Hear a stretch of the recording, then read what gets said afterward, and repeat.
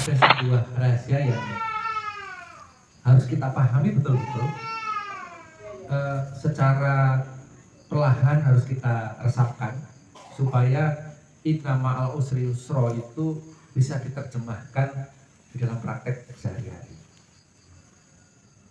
Kita sedikit flashback ke belakang bahwa ketika kita lulus SD kita harus ujian kelulusan, belajar materi-materi di SD sampai lulus.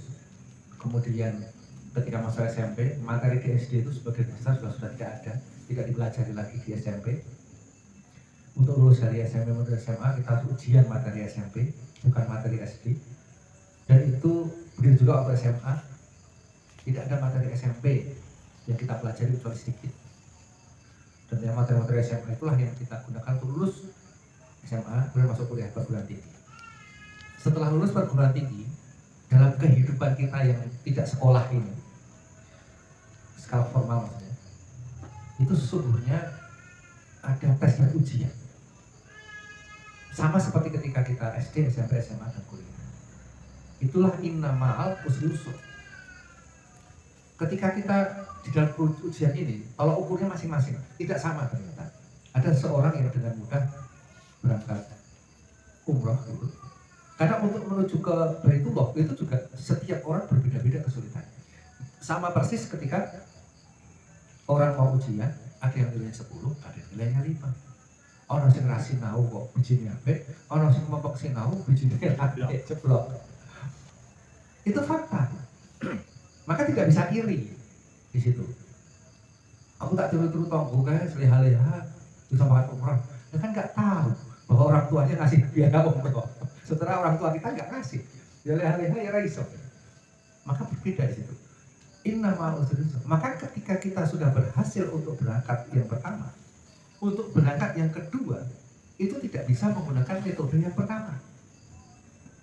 Karena ibarat kita sudah naik SMP, sudah masuk di SMP, kemudian lulus menuju SMA nggak bisa menggunakan pelajaran sebelum SMP.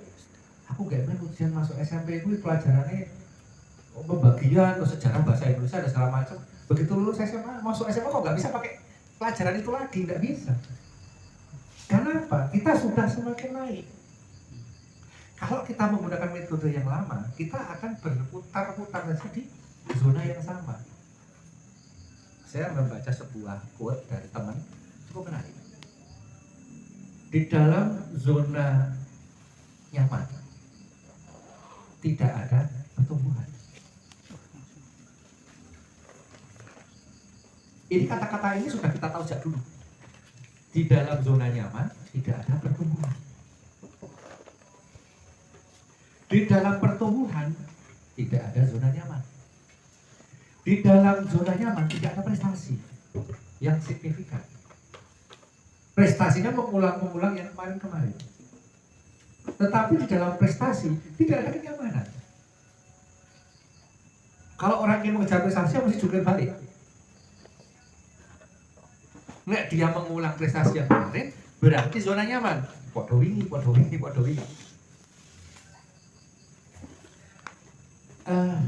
Quotes ini menarik, sederhana dan menarik. Maka ketika kita ingin meningkat, maka tidak bisa menggunakan metode yang sama 2 kali. Maka harus metode yang 2 kali juga. Sederhananya kalau berangkat umroh itu biayanya mungkin 30 juta, berangkat haji 50 juta, berarti effort kita harus 2 kali lipat dari itu. Jadi kalau hari ini kita memiliki jamaah 10 orang, kalau periode berikutnya kita ingin berangkat lagi ya jamaahnya harus 20-30 orang. Begitu seterusnya. Tidak nyaman. Semakin sulit jika menggunakan tolak ukur sekarang. Orang anak SD itu kalau melihat pelajaran SMP itu sulit banget. Tapi ketika dia sudah SMP, melihat pelajaran SD gampang banget.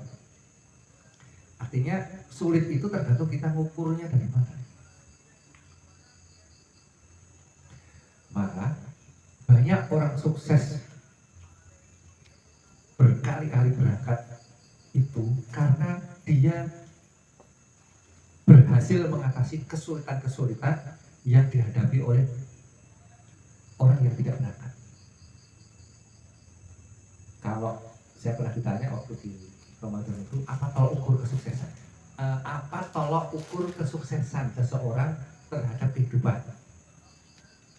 Ya, setelah selesai sekolah, setelah saya kuliah, tolok ukur suksesnya apa? Ciri-cirinya apa? Tanda-tandanya apa? Tanda-tandanya adalah sederhana. Ketika dia mampu berpikir, bertindak, dan memutuskan di atas usianya.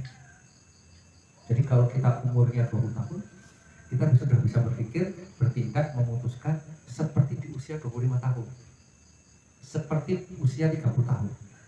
Cara berpikir, bertindak, dan memutuskan itu melampaui usianya.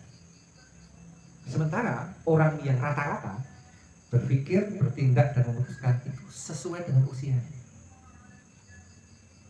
Sementara orang yang di bawah rata-rata berpikir, bertindak, dan memutuskan di bawah usianya. Terus gede, mobil-mobilan, misalnya gitu. Terus tua, senangnya dolar cah cilik-cilik, misalnya gitu. Nah, kalau ukurnya yang gitu, ciri-cirinya. Nah sekarang ukur kita sendiri lah. Kita ini nyaman dengan kolega, orang, teman, orang dekat, seusia kita, di bawah kita, atau jauh di atas kita.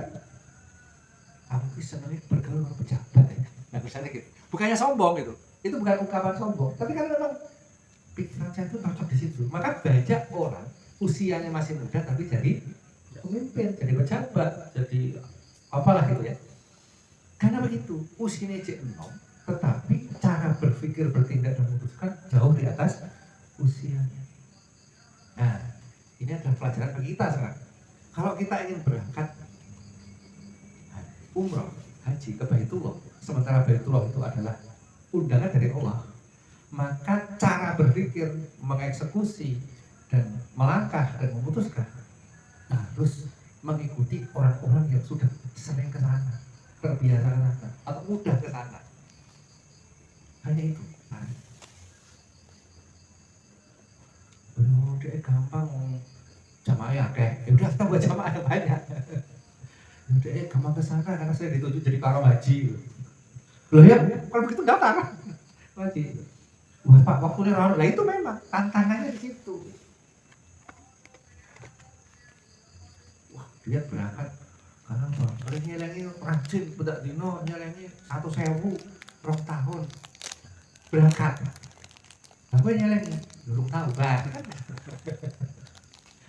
Disitulah tantangannya. Karena dia terbiasa. Teman saya itu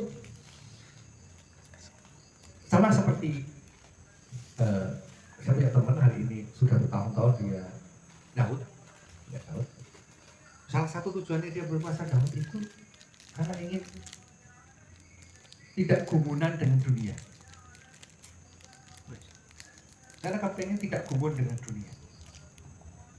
Maka oleh Allah dikaruniai keajaiban dunia. Dikaruniai keajaiban dunia.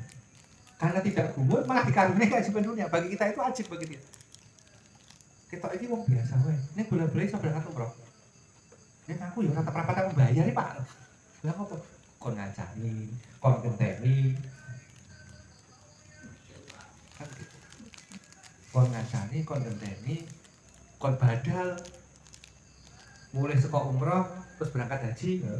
Belum leher kesel umroh wis entuk haji. Berangkat umroh dibayari wingi. Dibayari kantor. Karena kantor turah 1 kuotanya. Maka Pak sampean aku umroh besar untuk kebak-kebak. Aku ora debit yo sak duwene. Piye cara berpikir? Tapi kekeh anunya. Saya ingin Daud karena saya ingin menghilangkan kegumunan dia, kegumunan saya terhadap dunia. Bagian Daud. Dari penghasilan kecil sampai dia punya penghasilan hampir ratusan juta sebulan, tetap Daud. Itu karunia. Nah, pertanyaannya, memang Daud ini gampang, teori ini gampang. Istinora kan gampang teori. Ada pengalaman. Prakteknya tergantung apa dan perbuatan masing-masing. Maka ketika kita sudah terbiasa Daud, bagi orang lain waktu itu jungkir balik. Saya lebih banyak cerita jungkir baliknya daripada kuatnya gitu ya.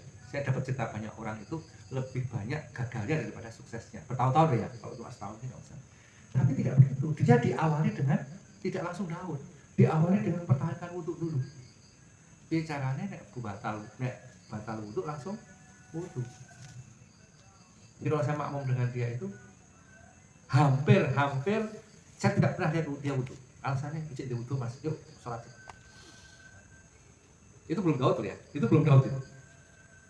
Dan saya tidak banyak menemukan orang yang seperti itu. Tiba-tiba dia daud setelah itu. Setelah sekian lama dia, aku bersama dia mesti dia tak jadi imam, walaupun usianya jauh di bawah saya.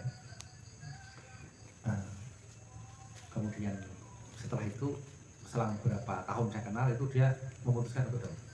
Alasannya ketika dia berpuasa daud itu dalam posisi sedang tidak punya duit, sehari-harinya hidupnya tidak mudah, artinya jungkir balik dia hidup. Itu memutuskan daud.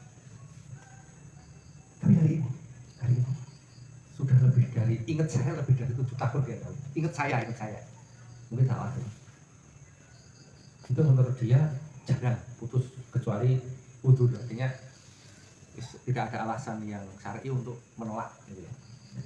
Tidak alasan syar'i untuk menolak dia batal. Tapi hari ini hidupnya di atas kecukupan, udah kecukupan di atasnya ya. Dan masih tahu. Artinya tangga ini tidak mudah, dari spiritual itu tidak mudah. Tapi bagi dia itu nyaman. Bagi dia itu nyaman. Orang lain itu melihatnya nggak mudah.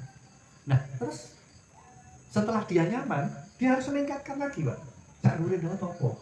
Mungkin bukan tahu wudhu tidak pernah batal, dia jaga. Kemudian ini bukan ustadz loh orang ini loh ya. Bukan ahli agama loh. Orang biasa.